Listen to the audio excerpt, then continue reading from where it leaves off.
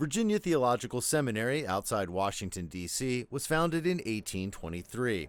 It was built and maintained largely by black laborers, enslaved people, and later low-paid workers in the time of segregation.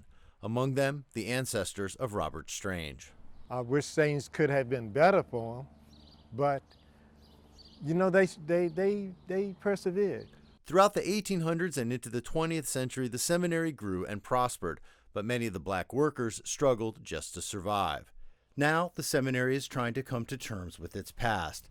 In February, they began making direct reparation payments to descendants of the black people who worked here. Robert Strange was one of the first recipients. It was not only the money that I felt good about, it was the idea that they're saying, hey, we owe y'all something.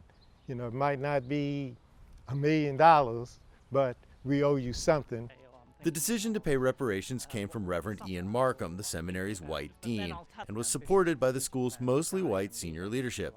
Ebony Davis is coordinating the reparation efforts. As a black person that works at a predominantly white, traditionally white institution that has a very, strong history with slavery, unfortunately, I was shocked. Davis is conducting research in the seminary's archives, identifying people who worked here long ago and tracking down their living descendants, who the seminary calls shareholders. So far, 16 payments of about $2,100 each have been made to 12 families. There's no strings attached. We offer this money and we extend our hand with the hopes that we will be able to build a relationship with the community and change what the standard kind of operating has been for the seminary and the local community.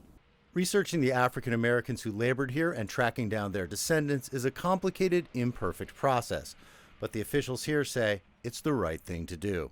I don't care how hard it is or how complex or how difficult or how uncomfortable it is. It's a lot easier to do this than it was to be an enslaved person. The seminary is one of the first institutions in the United States to pay direct reparations to descendants of enslaved people. Virginia Theological Seminary hopes their efforts will lead other institutions to create their own reparations programs. And also what that looks like on the national level in terms of the larger conversation of reparations for black people in the U.S. For Robert Strange, the payment is validation of the contributions his family made to this community.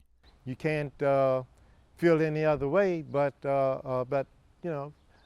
happy and, and glad that somebody is trying to do something.